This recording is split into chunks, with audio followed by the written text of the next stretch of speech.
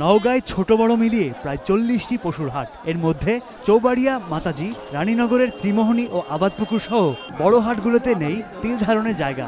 এসব হাটে বেড়েছে গরু বিক্রি, তবে দাম নিয়েও রয়েছে ক্রেতা বিক্রেতার পাল্টাপাল্টি অভিযোগ। গত বছর যে গরু আমি ৪০,০০০ টাকা কিনছি সেই গরু এখন ৫০,০০০, ৫২,০০০। দাম এখন পর্যন্ত কিনা দামের বিক্রি হয়নি। একটা বিক্রি করেছি আপনার ৪৭,০০০, একটা ৫১,০০০, একটা ৮১,০০০। নকল টাকা পরীক্ষা করার জন্য এখানকার লোকাল ব্যাংকগুলো আমাদেরকে সহযোগিতা করছে। হাটে সিসিটিভি ক্যামেরা রয়েছে।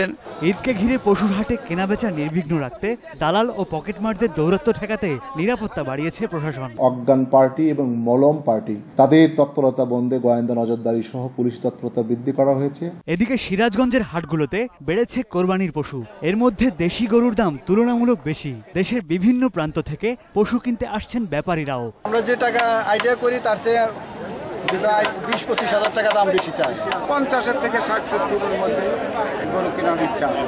জেলার কান্দাপাড়া, তালগাছি, সোহাগপুর ও এনায়েতপুর হাটে বড় আকারের গরুর দাম উঠেছে ২ লাখ টাকার ওপরে। ২.৫ লাখ টাকা দাম চাচ্ছি এবং ১,৮০,৯০ দাম।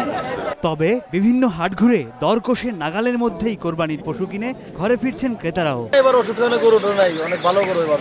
নিয়ত করছি ইনশাআল্লাহ কোরবানি দিব, দাম যত গান না হয়। রাশেদুল আলম রাসেল, ২১ টেলিভিশন।